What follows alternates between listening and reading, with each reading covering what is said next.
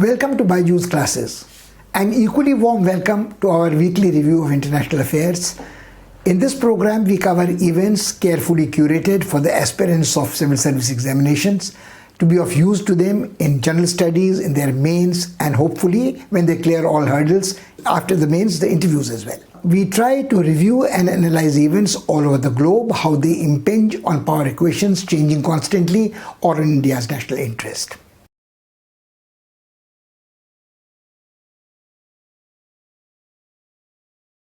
The past week was full of curious developments, there is no other word to describe it, between India and China relations.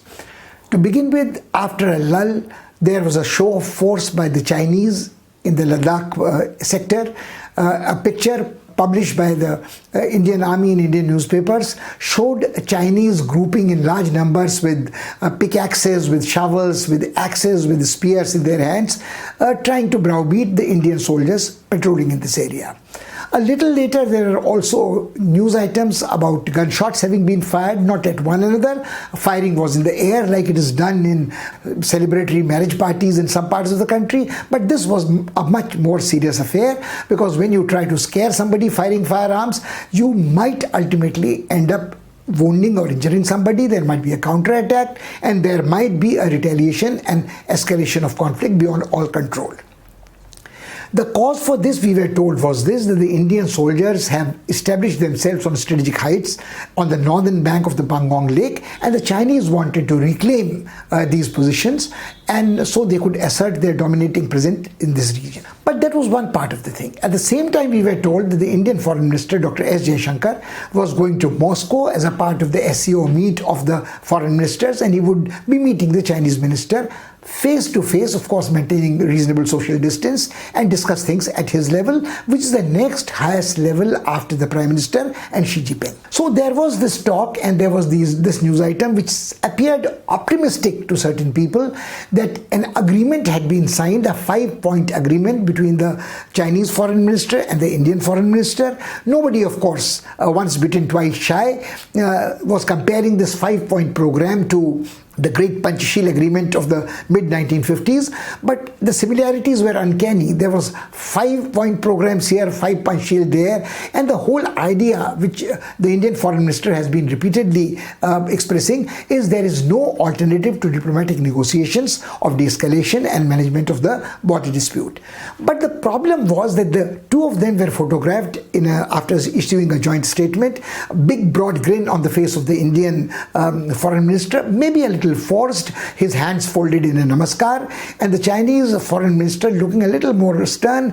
A suggestion of a ghost of a smile was difficult to locate on his lips. He was waving. Now, in these corona times, you of course can't have firm handshakes and beer hugs and so on. But the interesting part was this: the moment the two foreign ministers reached their capitals and issued agreement that there had been some kind of, if not a compromise, an agreement reached, the problems started. Both sides had to issue notifications immediately to explain their respective positions. The Chinese insisted that the Indian side had agreed to putting the border dispute on a back burner, dissociating the border issue, the border dispute, from all other subjects which India and China are involved with and must be negotiated. The Indian side, of course, the Indian External Affairs Ministry, in their clarification, made it clear that this was not the understanding. Now, analysts after that have tried to say that probably Indians were a little less than careful and wary about the Chinese diplomatic duplicity. They seem to agree on something, but unless you write it down explicitly in the joint statement, they can always go back on that. Nor can we forget that the Chinese history making a commitment and going back on it. From Panchsheel to present day, we cannot forget that even the military clash which resulted in loss of lives, tragic loss of lives in mid-June, was at the time when there was a disengagement process underway, and a commitment was there that nobody would disturb the status quo on the line of actual control. And there is also some conflicting signals, unfortunately being conveyed by the Government of India, which are making the public a little concerned. The statement made by the Home Minister, Mr. Rajnath Singh, in Parliament said that for the past 6 months, there has been no intrusion or incursion of foreign soldiers on Indian territory. Now, immediately, if there is no incursion, then why is the External Affairs Ministry or the Minister of External Affairs in India saying that a serious situation exists at the border? Why are these high-level talks about local commanders? What about the clashes, fisticuffs, unarmed combat, loss of life, accidental or otherwise? Why this build-up on the line of actual control and the disputed border if everything is normal? Again, the clarifications are not very convincing. It has been said that there is a definition which Defense Ministry follows, there is a definition which Home Ministry follows, and what we call incursion by foreign soldiers is something which we call an incursion or an invasion or an aggressive intent. Any other clashes which take place during patrolling are blamed on ambiguities of the border and misunderstanding. There was a reference to Indians straying into Chinese claimed territory in Arunachal Pradesh, being kidnapped, the word used was, and then released after negotiations by Indians. So on one side, the government of India is trying to convey to people that we are ready to fight a war with China if necessary. We have good military power to cope with the challenge. It is not going to be like 62. At the same time, the Chinese keep saying that not an inch of territory would be conceded, they would not withdraw. They do not make a concession on their claim on the totality of the Galwan Valley and the Ladakh sector. They also keep building up pressure all along the eastern sector, all the way up to Arunachal. Now, I think problems are very many, but the government of India is certainly going to have a difficulty explaining the contradictions in its various statements in June, prelude to June, aftermath to June, and up to present day, and the way things are unfolding. Confusion was compounded in Sino-Indian relations by a very grave development. There was a news item that more than 10,000 Indian individuals active in public life had been targeted by a Chinese big data company in Shenzhen, Zhenhua Data Company, which was amassing big data which could be used for defense preparedness. It was collecting all kinds of data about these people. It included the president, the defense minister, the home minister, leaders of opposition, people active in civil society, top executive people like the chief executive officer of the Niti Aayog.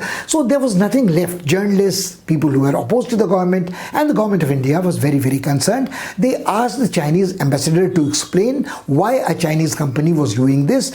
Chinese ambassador, of course, as is their wont, very easily dissociated himself, saying that this is a private Chinese company. The private company is responsible for what it is doing. The Chinese government cannot be held responsible for this. This is not out of context. If you keep in mind what has been happening about TikTok, about other Chinese applications, has always been a grave apprehension that the Chinese company have this deniability, or the Chinese government have this option of deniability. All Chinese company in a Chinese totalitarian society work in close cooperation with the government, whether they are drug companies, whether they are telecom companies, whether they are arms manufacturing companies, whether they are consumer durables. And the thin dividing line between technology, which can be used for purely civilian purposes and which has an alternative strategic military use, is being erased constantly. Now, this has been the case about Huawei, this has been the case about Alibaba and so on, and people ever since the virus escaped from the Wuhan biological lab have viewed China with great suspicion. So China may disclaim all liability, all knowledge of a private company, but no Chinese company can dare to indulge in this kind of what can only be called a cyber attack on a friendly or a adversarial government without its knowledge. Now, this is one part of it. Now, where do we go from here? The Chinese have also been accused of launching cyber attacks, and Chinese have boasted of their capacity to launch cyber attacks and cripple an enemy as powerful as the United States of America. Now, the kind of confusion they can create, even in social media, is considerable. But the so-called innocuous, innocent social media applications like TikTok could make access of private data is not just a question of invasion of privacy of an Indian citizen. It is a question of what can be done with this data, how it can be distorted, how it can be employed. This has been an issue in Indian politics for quite some time, since Cambridge Analytica was used to target voters in India. This is the kind of thing which has been talked about in the context of American presidential election. So this is not very reassuring, that at one hand you say that there is a Jaishankar-Wang pact in Moscow. At the same time, on the second hand, there is this cyber attack or display of arrogant cyber power by China against India. No satisfactory explanations have been provided, so we have to be very, very cautious in our dealings with China.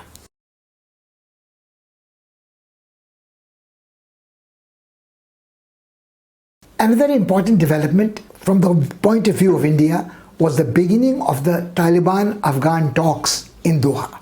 These talks have been long awaited. The Americans have staked a lot on the success of these talks. President Trump is obviously very keen to bring the remaining American soldiers back from Afghanistan home before his election. It would be a major diplomatic victory for him. He's been promising this for long. Obama couldn't do it, but he is going to do it. That's one part of the thing. He also, much before Trump assumed power, the American administrations have been making a distinction between good Taliban and a bad Taliban.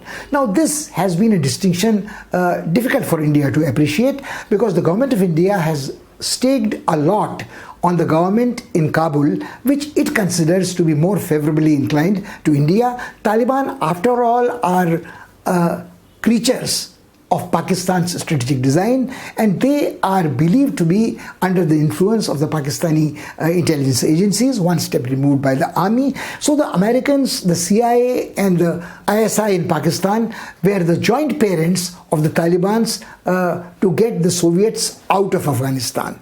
But ever since then, the relationship between the Americans and the Taliban have not been very easy, because Taliban haven't forgotten that they were chased out by the Americans from Kabul some 2 decades back. They had ended up the rule of the Mujahideen, even a more barbaric rule, a more fanatical rule than the Taliban, but they are ultimately children of Afghanistan, and they think that the future of Afghanistan should be decided by them, by tribal chiefs, by feuding warlords, but not necessarily by the government in Kabul, which has been installed by America and is supported at American inspiration and instigation by a lot of other countries, including India.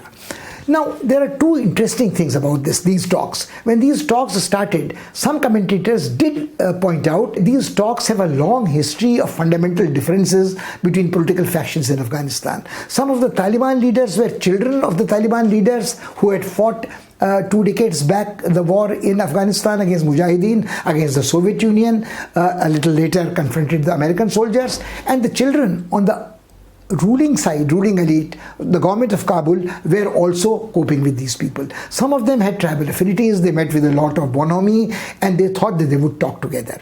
One of the most interesting statements was made in a long interview to Al Jazeera by a Taliban leader called Khairullah Khairkhwah, who came across during this interview as a very reasonable, moderate leader who made 2 interesting points. One interesting point was that this agreement, the agreement which has resulted in the talks between Taliban and the other factions of Afghan politicians in Doha, is a result of an agreement between the Taliban and the Americans. He made it very clear that the Taliban's talking in Doha owe nothing to the government in Kabul. So the onus is on the government of Kabul to prove its bona fides, establish a channel of communication which is credible with the Taliban, build bridges, and so on.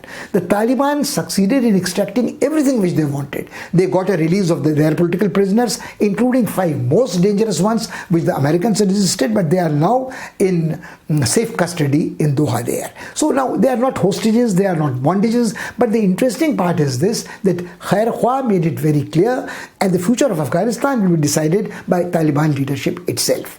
Now there are 2 or 3 other points which were made. There are grave concerns about what will happen to Afghan society after the Taliban take over. So maybe the government in Kabul is dissolved. What happens to the developmental programs which have been undertaken or promises of aid to the Kabul government? Will the money now pass on to Taliban? Will it be seeping down in corrupt alleyways? What would happen, more important than all, to the women of Afghanistan? There are 4 or 5 women delegates in the Afghan government's delegation, the Kabul delegation, and their concern is women's rights, women's freedoms, women's education, women's participation in public life. Khair Khah made a very interesting point. He said that why should the West, the Americans and the other European countries who are very concerned about human rights and especially the rights of women, believe that Afghan women should behave exactly like the way the American women behave. They need the same liberties, the same licenses, and so on. He did make the point that if you go over this anti-feminist propaganda against the Taliban is disinformation spread by America and its allies. If you go back to the short interlude when Taliban was ruling in Kabul, he did point out that the Afghan women, of course, wearing burqa, wearing hijab, were employed at the airport, they were in the Ministry of Education and Culture, they were in Ministry of Interior, etc. This is one part. So, whether we believe in the claims of Taliban, but the third interesting point which Khair Khah made is probably most interesting from the point of view of India. He said that, of course, the government will be liberal, will be tolerant, which will be a rule of law, but it will be an Islamic government. So the concept of law and justice would be according to Shariat. Now, this is something which nobody can hold against the Taliban. A Muslim country, whether it is Pakistan or whether it is Malaysia, whether it is Saudi Arabia, also claim to implement a Shariat law. But various degrees of strictness, various degrees of ferocity, and the Afghan dispensation of justice has aroused great strong opinions against it in the rest of the world. Beheadings, stoning to death, burying people underground, punishing a woman who is a victim of rape for this act. These are, but once again Khair Khah said that these are isolated incidents which he did not deny, which he said happen in any society, but which cannot be against the Taliban. He said that right now the Taliban control 70% of the territory in Afghanistan, where the rule of law or the justice, dispensation of justice is far less corrupt.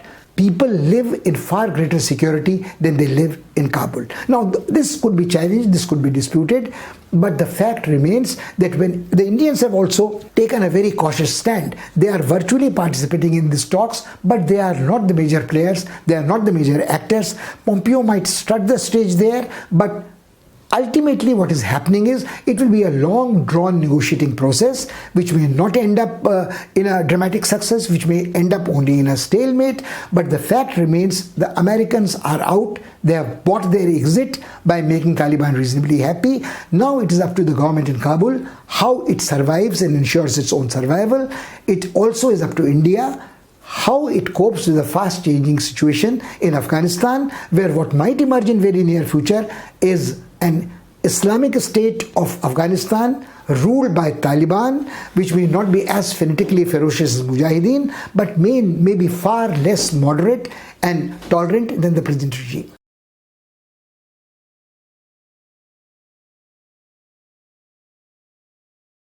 Dramatic developments took place in the Gulf region last week. They caught almost everybody unexpectedly on the wrong foot.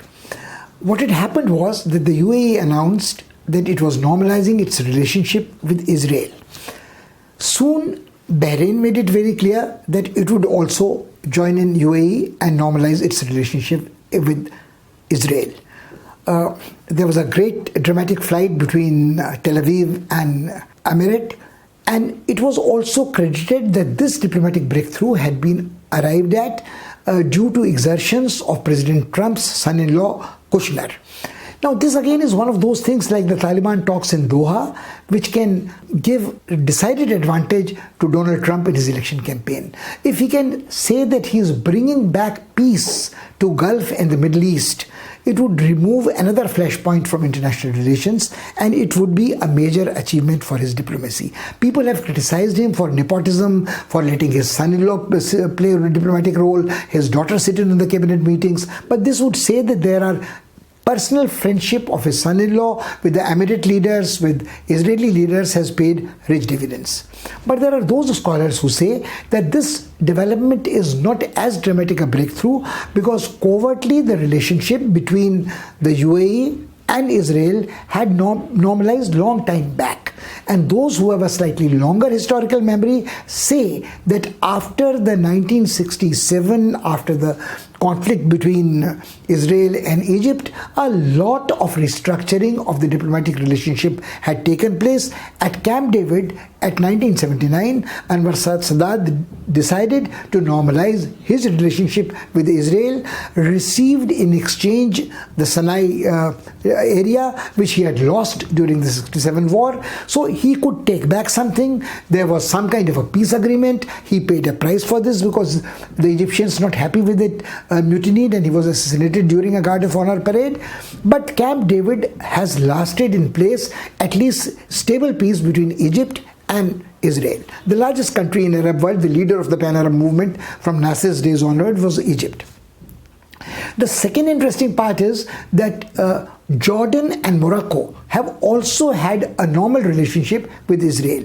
The king of Jordan has always had a cordial relationship with Israel, has got his intelligence officers trained there. So if you single them out, if you single people out, the Tunisians, the Egyptians, the Moroccans, the Jordanians, they all have had a more or less covert, hidden, but a mutually beneficial relationship with Israel. Israel has never been very keen to bring this relationship out of a closet as long as it is taking advantage of this relationship. It is estimated that the Israel exports about $7 billion worth of arms, out of which $1 billion worth of arms, sophisticated arms, are sold to the Gulf region. Now, the interesting part is that the only country which is the major country out of this realignment of forces in Gulf is Saudi Arab. But it is also believed that the Crown Prince of Saudi Arab, who is the effective ruler there, also sooner or later is preparing his people to have a restructuring of relationship with Israel. The chief Maulvi there, in a sermon from a pulpit, has said that the Islamic people should not be in a hurry to warm up to a relationship with the Jewish people. But this is a very great difference in tone and words used, where his fiery speeches used to say that we will fight to finish the Jewish enemy. So the Jewish enemy now is a hostile alien, so the ground is slowly being prepared perhaps to restructure this relationship also. Qatar, of course, has decided not to join in, but what analysts see in this whole restructuring is not only a diplomatic success for Trump, but forging of a united front of the Sunni Muslims in association, partnership with Israel, against a common enemy, the Shia Iran. So, as Mao Zedong would have said, the principal contradiction for the Sunni Muslim countries is to contain the threat of a nuclear armed Iran, a Shia country, vying for leadership of the Islamic world, and now more and more closely aligned to China. So, Iran is enemy number one, and all the rest would gang up together against Iran. How this is going to affect India's relationship, which has been constantly improving with the Gulf region. India has a very close strategic relationship with Israel. So obviously on surface of it, there doesn't seem to be any conflict of interest. So does it mean that India has reconciled itself to opting out of any closer relationship with Iran? Because Iran has thrown its lot totally with China. Iran, Pakistan and China are on one side. So maybe it is sensible for India to argue that the alignment against Iran, which works one step removed against Pakistan, because Pakistan has been experiencing stress in its relationship with Saudi Arab, and Saudi Arab and UAE are oil exporting countries, important in the context of India's energy security. A large number of people of Indian origin work there, so everything seems to dovetail. So this redrawing of the map in Gulf, how is it going to impact in a larger perspective the politics of West Asia, of Maghreb? How is it going to affect Turkey's interest in this region? How is it going to impact on the civil wars raging here? We will have to see. There is one more dimension of the crisis in the Middle East or West Asia that complicates it, aggravates it manifold. This is the Palestinian problem. The Palestinians have come out condemning the restructuring and normalization of relationship between the Gulf states, growing circle of Arab states and Israel, and said that this is a betrayal of the promise to support the cause of the Palestinian state, to provide aid, assistance and protection to them. Once the Arabs renegotiate their relationship with Israel, is not going to accept any pressure. It would be a mutually beneficial relationship between Israel and Arab state or a group of Arab states where their interests coincide, but the Palestinians will be left out, orphans once again. It has already started happening. The Palestinians, if they are painted into a corner, in a very tight corner, will have no option but to resort to suicidal terroristic attacks, to register their point, to give vent to their frustration, like they did decades ago in the times of Yasser Arafat, when Al-Fatah was active, when Hamas was active, and when these attacks, the kidnappings, the airjackings were very common, and the assassination of the Israeli sportspersons in the Munich Olympics. All those are long faded memories. But Israel has already started accusing the Palestinians in their frustration, attacking targets in Israel, and as a retaliation, bombing and punishing the Palestinians in the territory earmarked for their long promised state. It might even have the spillover in Lebanon, and it might affect other Arab states whom the Palestinians think have betrayed them. So the betrayal, quote unquote, of the Palestinian cause, frustration and anguish of the Palestinians, and they are having no other option but to fight with their back against the wall and fight to finish, and to hurt the enemy as much as they can. Whoever they consider their enemy, no longer a friend, is going to have some effect on Indian diplomacy and Indian foreign policy in West Asia and in the Arab world. The Indians, of course, cannot be blamed for betraying Palestinians if their co-religionists, if their brethren have not stood by them. But Indians have traditionally been very close to Palestinians.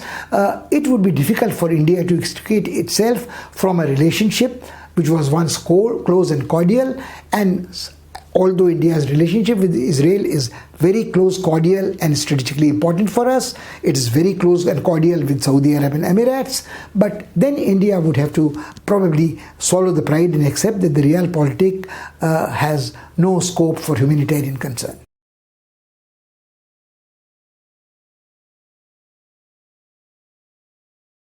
Britain under Boris Johnson seems to be hurtling non-stop towards a disaster. After Britain's offer, a pseudo offer, a fake offer, a dummy offer, whatever you call it, was rejected by the European Union, he has announced that he will go ahead with the Brexit, and he will not stand by the commitment so far arrived at about the Irish backstop or the arrangements which Britain had made with the EU to have a Brexit even without an agreement.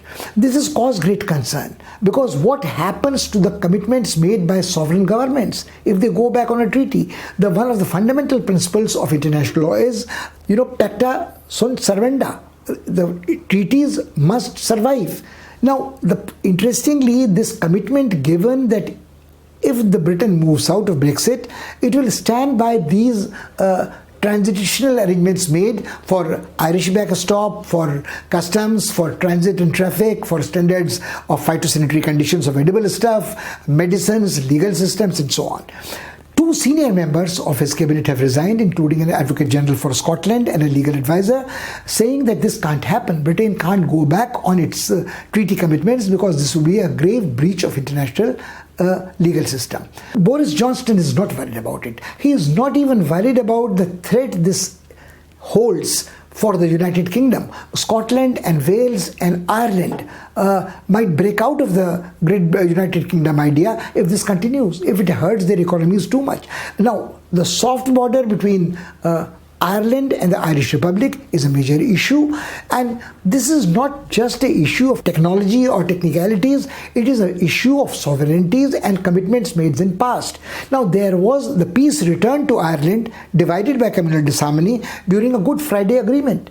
Now, this is decades back, but people say that this goes back on the promises and commitment made by the then sovereign government of Britain about the peace and unification or partition effective between the two parts of Ireland. So this is one part. The second part is even more interesting. The WTO recently came out with an opinion that the sanctions imposed by United States on China as a part of its trade war are illegal. They contravene the system of international trade or the regime of trade as put in place by WTO. Now this exposes two very interesting dimensions of the weakness of international law.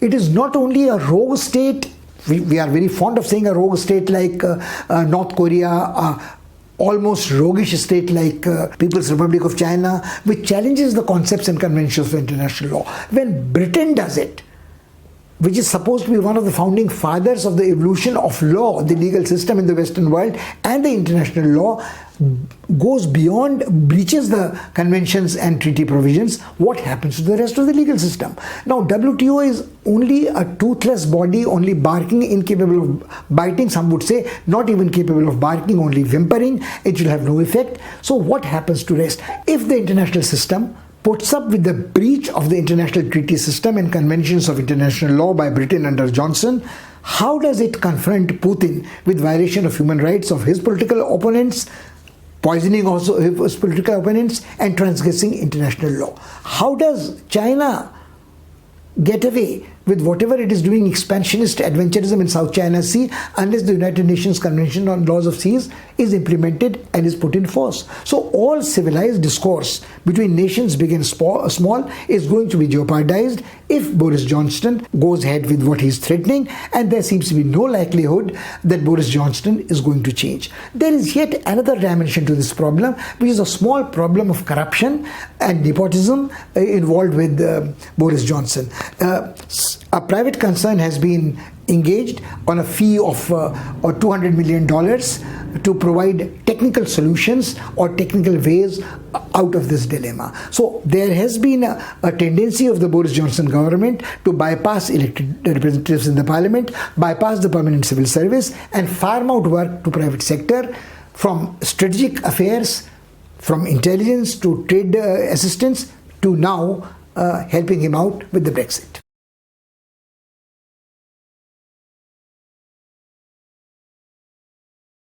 While the race to discover the COVID vaccine is on, it has given birth to national rivalries. Sort of a vaccine war the term has been coined. But at the same time, people have learned to live, or at least accepted to live, with COVID virus. The Americans have millions of people infected, hundreds of thousands dead. India has gone ahead of Brazil. It is more than 5 million people who are infected, lots of people dead. But keeping in mind the difference in population size of India and the other countries, perhaps the fatalities or the infection is not so alarming as people at one stage thought. The other problem, which people had forgotten, has suddenly re-emerged, alarmingly so, is the climate change. And this was the forest fires, which we have talked about in past, but we have talked about forest fires in Brazil, Amazon rainforest, world's largest wetlands. We have talked about forest fires in Australia, which is a continent pristine in its environment and its richness of biodiversity. But what is causing concern is the forest fires in California, because California is the most affluent part, the most idyllic part of the American continent, supposed to be liberated, supposed to be more tolerant than any other part of America, where their millionaires have their houses, beautiful houses.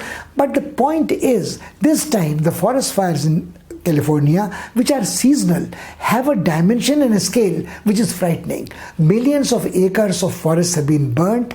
Not only that, the loss of life has been unprecedented. The figures might appear small to a person in India, where the population and casualty figures always are in thousands and they don't create a ripple. Some 40 people have died in America, but they have died under circumstances which are truly tragic. By the time the fire service people came out shouting on megaphones that leave, leave, leave, go out, the fire is reaching, they could not be saved there because the whole colonies had become tinder boxes and the fire swept them, and young people died. They could not reach their cars, they could not drive out, charred bodies are being found.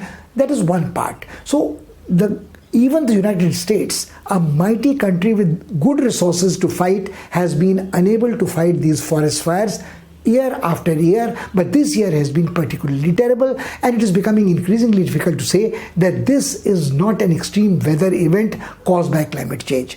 Of course, President Trump and his supporters, to begin with, tried to take advantage of this by saying that these fires were caused by arsonists who wanted to defame him, but he had to retract this. Even the Facebook had to take off his posts on these subjects and Twitter. And the frightening part is this: not only forest fire, there have been flash floods, there have been typhoons and hurricanes, and in Alabama, it was a grade 2 cyclone which hit, but it caused flooding. Again, there was loss of life. Again, there was dislocation of civic amenities. Again, the pressure on infrastructure was great. Combined with coronavirus infections, these natural calamities seem to present a challenge which cannot be denied by any administration, whether it is Trump or whether it is Biden. Biden has of course said that he believes in the science of climate change. Trump continues to say that he doesn't believe that the scientists have answers to any of these problems. He would say that these are acts of gods. But where does belief in God translates into superstition and Luddite beliefs, anti-science beliefs, is something which President Trump makes us think again and again.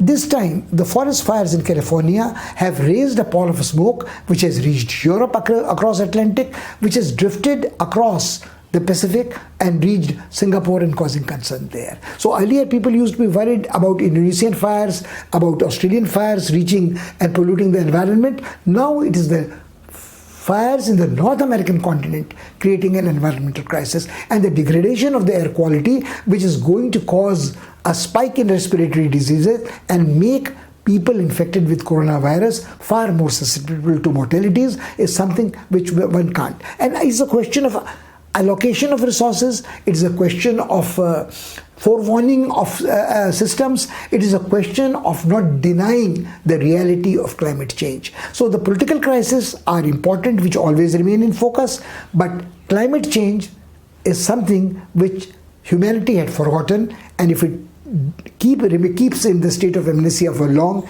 it is going to be bad for the whole world.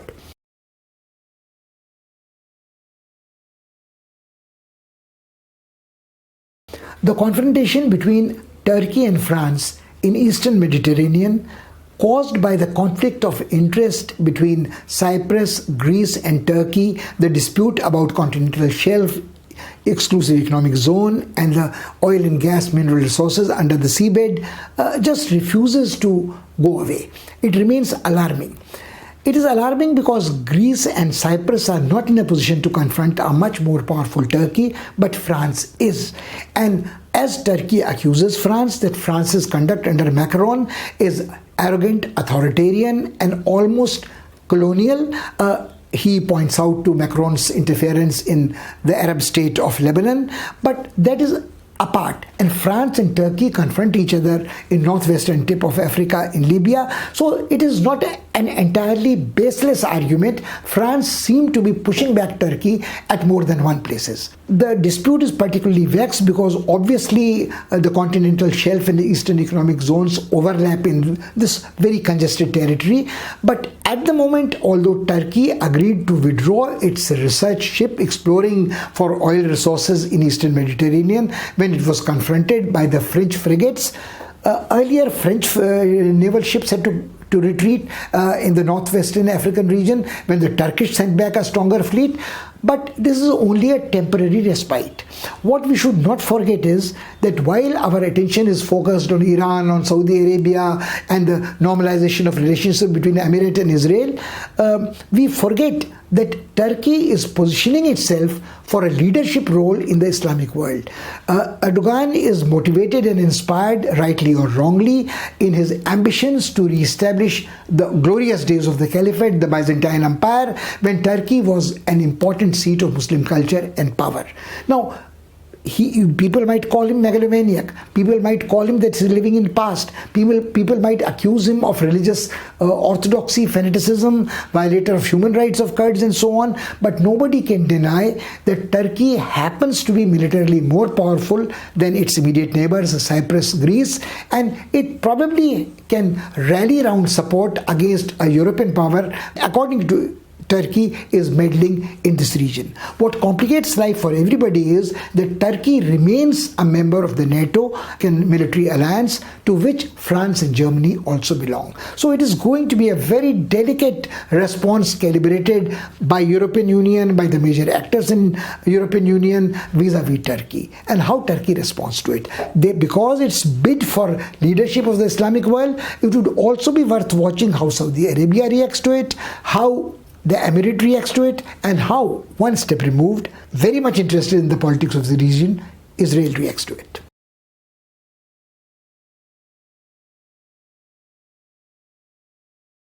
There has been a lot of speculation in past few weeks about what in Japan after Shinzo Abe. Now that speculation is over. Sugo has taken over as the new Prime Minister of Japan and also has indicated that he is going to continue with the policies of Shinzo Abe, his predecessor. That was one reason why his party supported him massively and why he continues to be enjoying the support of the masses as well. Shinzo Abe had followed policies which restored the national pride of Japan, gave a new momentum to economic policies, and one sign of this is that Sugo signed a trade agreement with Boris Johnson soon after he took over power. Now this, interestingly, ironically, benefits temporarily, at least propaganda-wise, the British Prime Minister more than it does the Japanese Prime Minister, because Boris Johnson can now flash this agreement and say that, look, Japan is prepared to trade with Britain and this is going to be more profitable than Britain's continued membership of European Union. Now Britain can establish bilateral, mutually beneficial relationships, which it was barred from doing. As long as he can prove this to be true, probably there will be some gain. But it is difficult to see how, keeping the physical distance in mind and not necessarily the complementarities of the economy, how Britain and Japan can have a relationship which is more beneficial for Britain than Britain's membership of the European Union.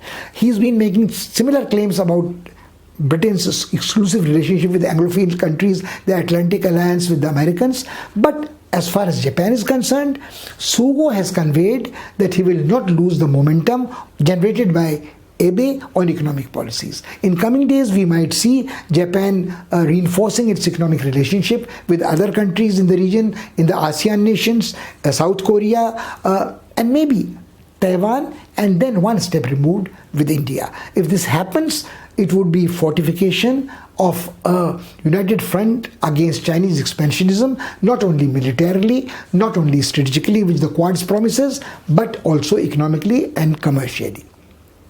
Japan has been an important donor for development assistance in India, and it was Shinzo Abe who had mooted the idea of Quads, of joint exercises between Japan, Australia, India in the Pacific Rim. So the concept of Indo-Pacific region owes much to Japan, and I think one can hope that Sugo will continue this.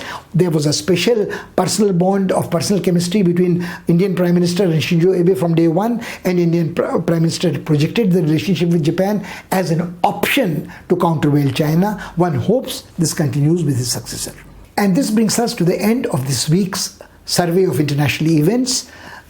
We hope you find it useful and have enjoyed the analysis and the presentation. I am, as you can notice, trying to speak a little slow so you can comprehend what I am saying easily. We are trying to incorporate some of your suggestions by uploading PDFs which give you maps, visuals, figures, etc. So my advice is that when you use this program, don't try to listen to it all at one go. Pick up in small bits the sections and events covered, then go back to the PDF, have a look at the maps, refer to the figures, and try to think for yourself what is happening. It is important in all competitive examinations to have a certain element of originality in your answers. You can't mug up the same facts and reproduce them similarly like that.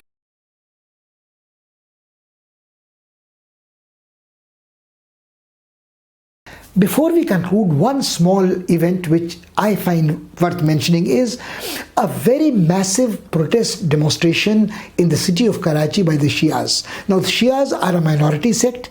They claim to be persecuted by the Sunnis in Pakistan for long. They have been treated as second-class citizens, and there are double disabilities in the sense that they suffer from a regional disability because they are Sindhis, and the large population of Shias in the second largest city or the largest city of Pakistan according to some calculations, a port city strategically important, makes things a little difficult for Prime Minister Imran Khan in Pakistan. There are other minorities, the Baluchis, the Pakhtuns, the Pathans, which have a problem with the Punjabis, but we are not happy about Pakistan's problems increasing. More the problems increase in Pakistan, more the law and order situation deteriorates there, the chances for Pakistan turning more belligerent vis-a-vis India increase. So we wish Pakistan tranquility and peace, security, and perhaps hope for the good sense that will prevail on them to maintain a relationship on an even keel with India, not blame India for all their ills.